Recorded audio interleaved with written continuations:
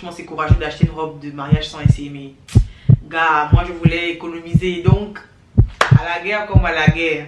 Salut à tous, j'espère que vous allez bien. Moi ça va très bien. Aujourd'hui je suis contente de vous retrouver pour une nouvelle vidéo. Ce sera sur comment j'ai organisé mon mariage partie 2. Parce que la première vidéo je la trouve un petit peu brouillon. C'était ma première vidéo YouTube, donc j'étais pas forcément à l'aise avec la caméra. Or là ça va beaucoup mieux.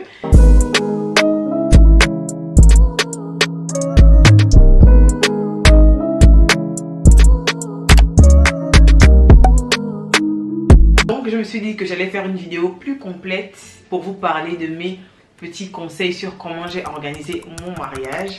Cette vidéo sera divisée en deux parties. La première partie, je vais parler de mes prestataires. Je vais compléter la liste que je n'ai pas terminée dans ma précédente vidéo. Et la deuxième partie, je vais parler de mes conseils que j'aurais voulu savoir avant de me marier ou pendant l'organisation de mon mariage. Ça dépend, c'est vous qui voyez. On commence. Moi je me suis mariée dans une salle dans le 91 en Île-de-France pour ceux qui ne sont pas de Paris. Dans le 91, pour mon mariage civil, je ne voulais pas mettre beaucoup de budget, donc j'ai choisi une petite salle avec très peu de personnes. En fait, le nom de la salle c'est Glody Événements. C'est un complexe qui contient deux salles, une salle de 300 personnes et une salle de 120 à 150 personnes.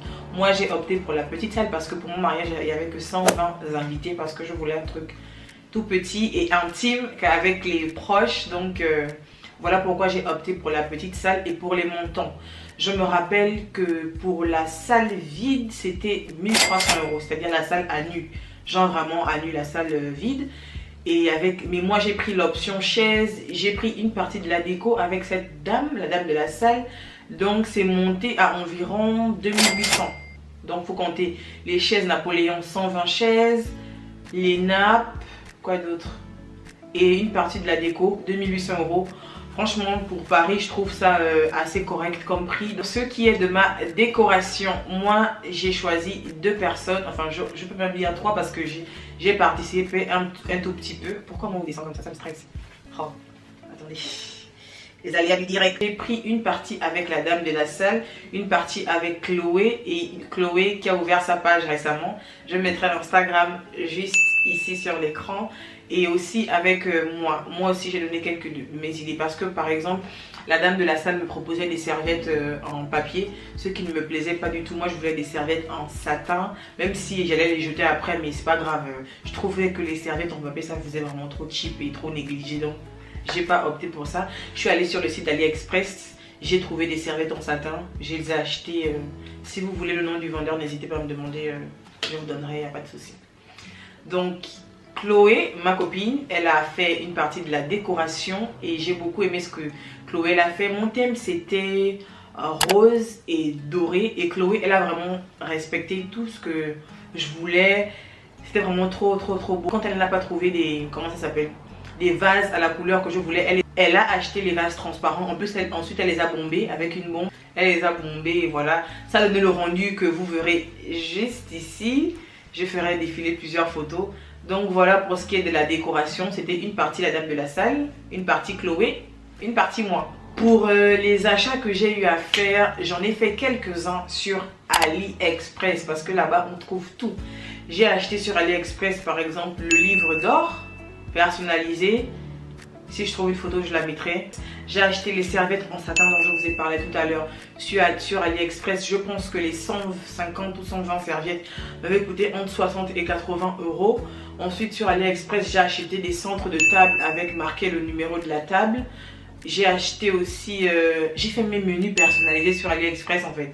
Je voulais pas payer ça une blinde sur Vistaprint ou bien chez quelqu'un à Paris ou un graphiste qui allait me demander 200 €, 300 € parce que il faut savoir que les prestataires du mariage, une fois que tu dis que c'est pour le mariage, ils te taxent mon frère, mais laisse tomber, c'est bon, c'est juste du papier en carton, je vais le jeter après le mariage en fait. Donc j'ai fait mes menus personnalisés sur AliExpress aussi. J'ai envoyé tout le texte en fait en privé au monsieur.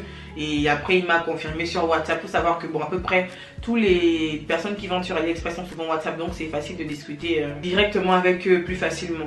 Ensuite je vais vous parler de ma robe de soirée. Ma robe de soirée, il faut savoir que j'étais mais très indécise. Déjà que je suis très indécise au quotidien, il faut savoir que ma robe de soirée, j'en ai vu plusieurs avant de me décider. Attendez, je pense que j'avais gardé les photos dans mon téléphone de mes essayages. On va commenter ça ensemble parce que moi, à moi toute seule, je suis tout un personnage et il faut en parler parce que ça peut aider certaines personnes. On va commenter ensemble les robes que j'avais choisies pour mon mariage. Franchement, il y en a des vertes et des pas mûres. Let's try. Comment cette robe? Déjà, franchement, je la trouvais belle, mais je la trouvais hyper simple. Vraiment trop simple. En fait, je trouvais qu'elle cassait pas un patin. Elle cassait pas de patin à un chat. Donc, je me suis dit, bon, c'est vrai qu'elle est un peu façon, mais pour le mariage, franchement, moi, je me vois pas avec. Donc, next. En plus, mon dos était beaucoup trop ouvert. Donc, j'étais pas trop à l'aise avec ça. Donc, ça ne me plaisait pas.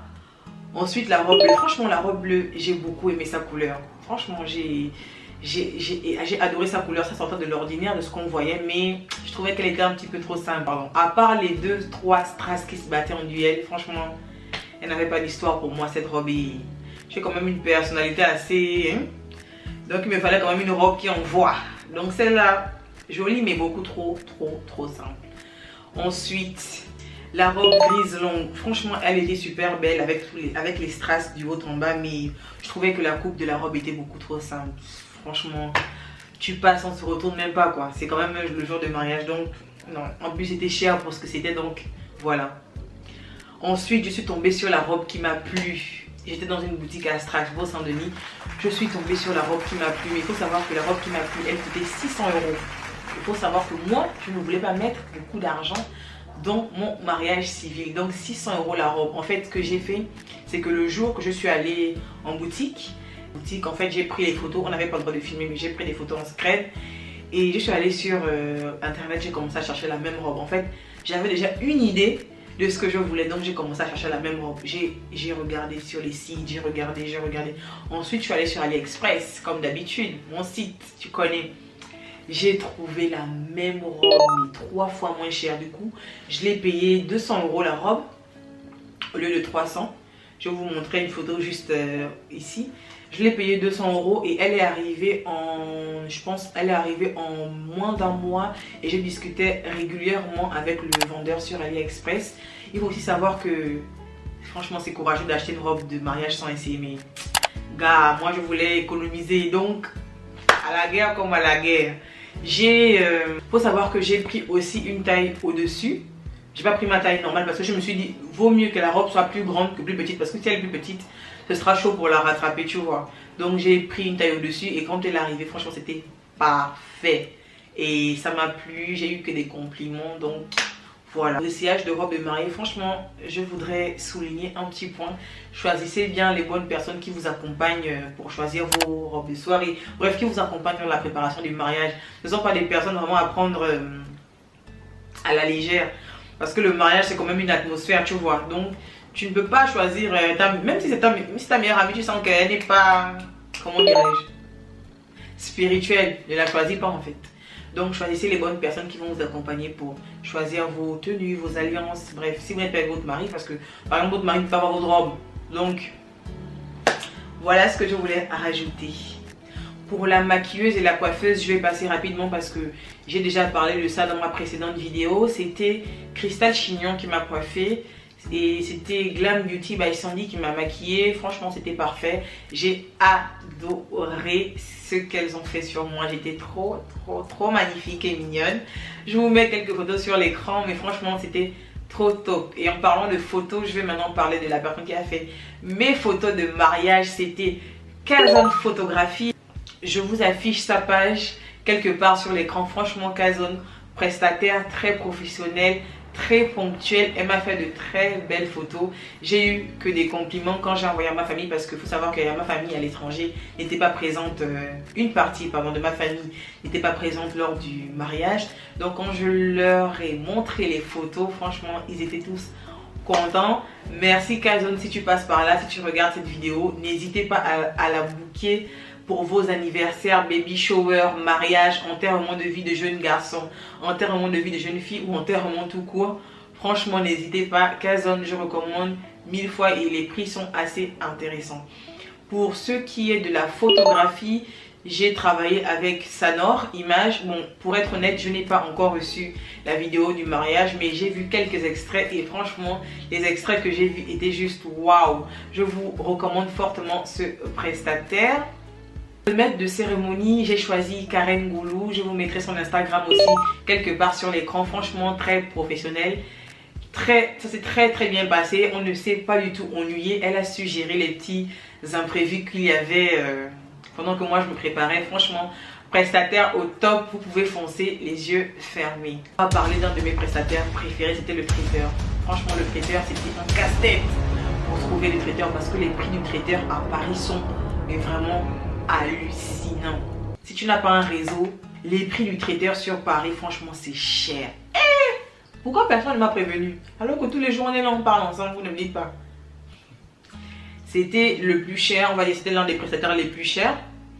Nous, on l'a trouvé en faisant du sourcing sur Instagram et sur Google. Franchement, on a tapé traiteur africain, on a regardé les brochures. Ce qui est bien, c'est que les traiteurs aujourd'hui ont des brochures et des sites internet. Donc, tu peux voir déjà le budget, si ça te va ou pas. Donc, c'est vraiment, ça vraiment dit oui. Oui à cette innovation. Donc, moi, j'ai choisi comme traiteur Ienis Traiteur. Franchement, très professionnel. Très présente. On s'écrivait tout le temps. Et même quand on donnait nos changements, franchement, mais vraiment... Nathalie, si tu passes par là, vraiment, on a été trop content de travailler avec vous, avec toi. On a eu que des compliments de la part de tous les invités. Nous, on avait booké la formule 20 d'honneur plus traiteur pour environ 90 personnes. Et on en a eu pour à peu près, il me semble, 3007, je pense, 3007. Franchement, c'est très correct sur Paris. Parce que les prix des traiteurs, ça va trop, mais trop vite. Donc, je vous recommande Nathalie, mais 1000 fois le gâteau. On a choisi Sam Cake by Assa. Je vous mettrai son pseudo en barre d'infos et sur l'écran. Franchement, moi, je suis vraiment une cliente spéciale. J'ai dû changer de goût de gâteau au moins 3 ou 5 fois. Et elle a toujours respecté ce que j'ai demandé. On avait demandé un gâteau de 3 étages avec une prédominance pour les couleurs blancs. Ah, prédominance. Ah, la langue française, je connais. Bref, on avait pris 2 parfums. Ouais, il me semble c'était chocolat blanc framboise et l'autre c'était praliné chocolat, un truc du style. Quoi en fait? Ça fait déjà 17 minutes que je parle. Ah là là, je parle trop. C'était trop bon. Eh, j'ai encore le goût là ici. C'était trop bon. C'était mal bon. Ah, il me semble on avait payé... je pense entre 500 et 600 euros pour 100 parts, il me semble. Donc c'était assez correct, je vous la recommande fortement, très professionnel. Maintenant, on va passer à la partie 2, conseil de cette vidéo. Alors le conseil numéro 1, c'était de prendre un wedding planner. Si vous avez les moyens, si vous n'êtes pas broke, prenez un wedding planner parce que tout le stress qu'il y a autour du mariage, franchement, déléguer ça à une personne, c'est le top du top. Pour ma part, je ne voulais pas mettre des 1000 et des 100 dans mon mariage civil, donc je n'ai pas pris de wedding planner parce que j'étais broke. Je préférais aller envoyer cet argent-là, aller en lune de miel. Voilà, après c'est en fonction de vos goûts et de vos critères. Le deuxième conseil, c'est n'empruntez pas. N'empruntez pas. On ne se marie pas avec les dettes. Si vous n'avez pas l'argent, soit vous faites un petit mariage qui vous ressemble et à votre image, soit vous attendez, vous économisez d'avoir de l'argent pour vous marier. Parce que commencer une vie de famille avec 50 000 euros à rembourser, franchement, just no. Troisième conseil, faites un mariage qui vous ressemble. Si vous êtes gothique, si vous êtes, je sais pas moi par exemple, chrétienne et vous voulez que des musiques chrétiennes à votre mariage, si vous êtes fan de lapins et que vous voulez que votre robe de mariée ait des lapins dessus, en fait, faites ce qui vous ressemble. Quand vous vous mariez, il y a beaucoup de personnes qui vont vous conseiller, qui vont vous dire, ah mais tu sais, moi ma tante, moi ma cousine, moi la camarade et la soeur de la camarade, c'est bon. Hein? On a compris, tu vois.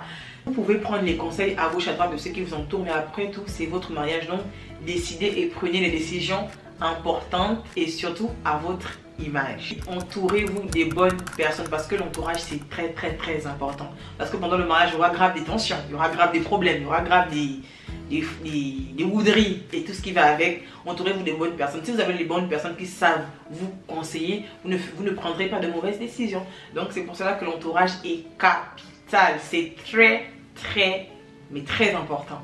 Si vous êtes croyant, mettez d'abord votre mariage entre les mains de Dieu parce que lui seul a le mot ultime. S'il dit que c'est pas cette année, c'est pas cette année. S'il dit que c'est dans 5 ans, c'est dans 5 ans. Vous pouvez traverser toutes les mers du Sahara, du désert, de tout ce que tu veux. Si Dieu dit que c'est pas cette année, ce ne sera pas cette année. Voilà pour les petits conseils que je pouvais vous donner. Cette vidéo est à présent terminée. Je suis ravie de l'avoir tournée. J'espère que mes conseils vous aideront beaucoup. Je vous dis à la prochaine pour une prochaine vidéo. Ciao!